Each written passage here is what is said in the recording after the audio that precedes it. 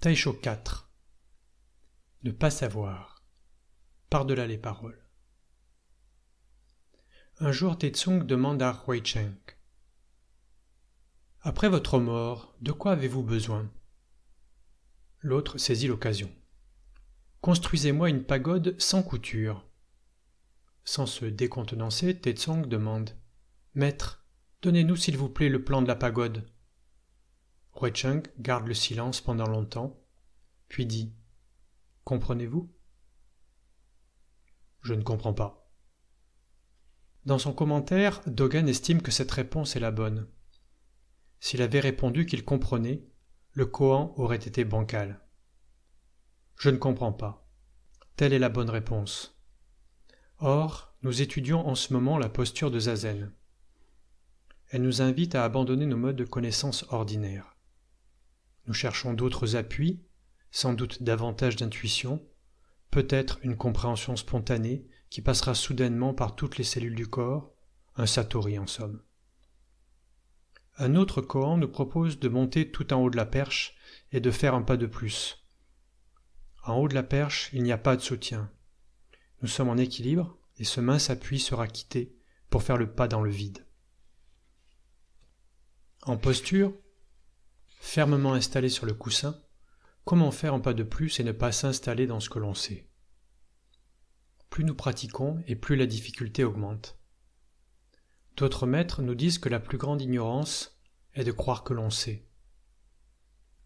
L'esprit d'éveil est infini, comment rester innocent dans l'expérience ? Le sentiment de savoir s'accompagne de réassurance, de contentement, et il est encourageant pour nous de vérifier que l'on a compris. Nous avons été éduqués dans ce sens. Nous aimerions que notre guide soit aussi un bon pédagogue. Et puis, s'il n'y a rien à comprendre, pourquoi donc continuer ? À quoi cela sert-il ? Nous voyons se lever différents obstacles, l'habitude, le besoin de valorisation, l'envie de tester la mythe bien, et bien d'autres choses encore. Mais ce qui demeure inconcevable est ce que nous trouverons par l'éveil. Alors, en attendant, nous créons des objectifs plus proches. Nous voulons savoir comment le maître envisage sa propre mort. Nous cherchons à percer le sens des concepts bouddhistes, tant de choses passionnantes. Parfois même, nous récusons la réalité de l'éveil. C'est une fable qui sert de carotte aux pratiquants. Tant de maîtres ont dit que cela n'avait rien changé. Au fond, nous ne comprenons toujours pas. Est-ce possible de pratiquer innocemment, de vivre sans rien attendre de spécial, tout en restant pleinement ouvert ? Je ne sais pas. J'ai quelque chose à apprendre. Telle est l'entrée sur la voie. Beaucoup, au contraire, s'empressent de créer des parallèles avec ce qu'ils savent déjà, ou assimilent le bouddhisme aux sciences qu'ils pensent maîtriser. Cette démarche est conforme à tout apprentissage, mais dans le cas du zen, passons à autre chose. Comment accepter d'abandonner nos habitudes d'apprentissage ? La plupart des pratiquants ne peuvent éviter de fabriquer constamment des catégories, et souvent l'étude même des textes est catastrophique pour eux, les conduisant vers davantage de confusion. Un jour, Xingyuan voulut rencontrer le 6e patriarche. Voici leur dialogue. Xingyuan demande : « Que doit-on pratiquer pour ne pas tomber dans les catégories ?» Huineng rétorque : « Que pratiques-tu ? » ?»« Pas même les 4 nobles vérités. » »« Alors, dans quelle catégorie tombes-tu ? » ?»« Quand on ne pratique même pas les nobles vérités, alors comment peut-on tomber dans une catégorie ? » Xingyuan montre combien il est détaché des mots et des concepts. Il ne conteste pas les nobles vérités, mais son attitude, sa liberté sont au-delà de tout langage. Le zen ne concerne pas l'intellect et se transmet directement de cœur à cœur. Aucun itinéraire n'est préétabli, et seule la relation approfondie entre le maître et le disciple peut vaincre l'ignorance qui reste attachée à notre incarnation même. Ses racines sont profondes, et il est difficile d'être à la fois sincèrement idiot, sans préjugés ou sans arrogance. Surtout face à un ami modeste qui ne cherche pas à paraître savant. Comment vaincre les 2 écueils de l'autosuffisance et du complexe d'infériorité ? La qualité du dialogue entre maître et disciple est d'ordre transpersonnel. Bien qu'il intègre les particularités de chacun, le courant essentiel de la transmission est au-delà des personnes. La plupart des gens s'attachent à la personne du maître et ne sont jamais touchés par la dimension essentielle, la transmission, qui donne sens à la rencontre. Vous m'objecterez que d'un point de vue mystique, on ne sait pas ce qui est semé, et le temps que cela prendra pour mûrir, certes, mais la relation de transmission est aussi affaire de quotidienneté et exige un vrai cœur à cœur. L'ami de bien a déjà vécu cette relation. Il s'efforce de distinguer la relation personnelle et la relation de transmission. Un tel qui croit avoir connu le maître a pourtant peu progressé dans sa compréhension. Et tel autre, qui n'était pas intime, a reçu bien plus. Sa vie s'en trouve bouleversée. Trouver un disciple qui possède les bonnes qualités est rare, et les maîtres ont souvent beaucoup attendu le moment d'une telle rencontre. D'autre part, si cette rencontre a lieu, elle est souvent mal comprise, mal jugée et mal traitée par les membres anciens de la communauté. Chaque groupe humain est normatif. Toutefois, le tempérament des disciples peut être extrêmement variable. Quiconque peut devenir un très bon disciple, pour peu qu'il soit réceptif et puisse accepter la diversité des situations rencontrées.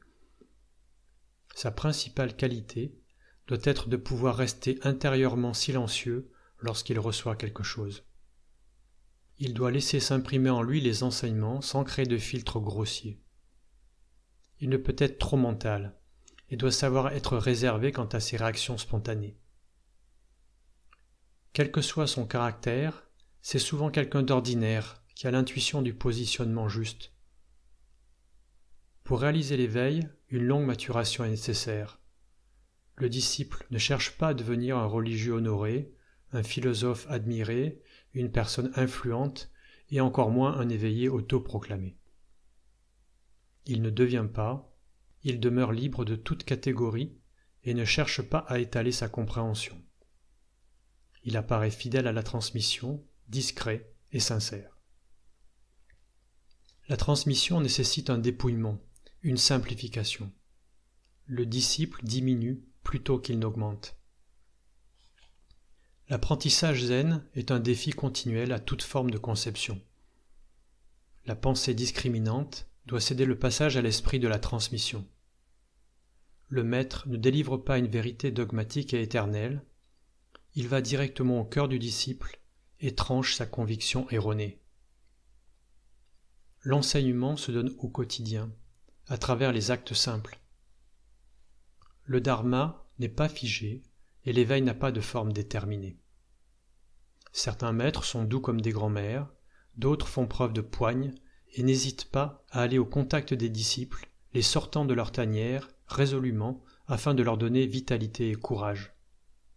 Il ne faut pas s'étonner qu'il y ait beaucoup d'humour et parfois de la provocation dans le dialogue. Souvent le disciple s'englue dans ses questions et s'accroche à ce qu'il croit comprendre. Le maître, lui, plonge dans la non-pensée et donne plusieurs chances au disciple.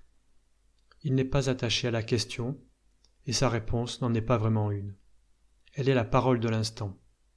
Elle est inshin denshin, cœur à cœur, en accord avec le moment présent. Chaque fois, le disciple croit comprendre quelque chose, être arrivé au sommet, avoir acquis une connaissance, se permet de donner des conseils aux novices ou critique l'enseignement du maître. Tout cela n'a pas d'importance, car ce qui doit être dépassé est au-delà des commentaires. Une fois revenu dans sa demeure, les vaines spéculations n'auront plus cours. Heureux moment de la transmission. Un jour, à la suite d'un enseignement oral, Dokan, mon maître dans le Dharma, me demanda mon avis, et je posai une question. Après m'avoir répondu, il me demanda « Es-tu satisfait ?»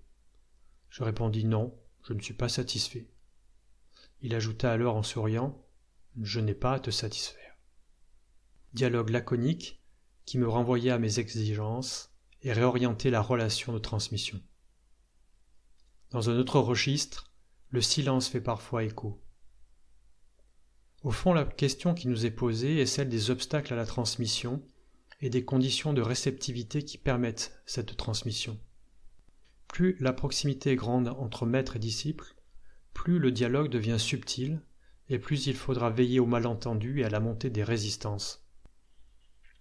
La force de renouvellement, incroyablement puissante dans la pratique zen, lève des forces de résistance équivalentes. À cet égard, le modèle de tous les disciples est Ruineng, le 6e patriarche du Chan. Son exemple fut si marquant que notre école est souvent appelée l'école du Sud du 6e patriarche Ruineng.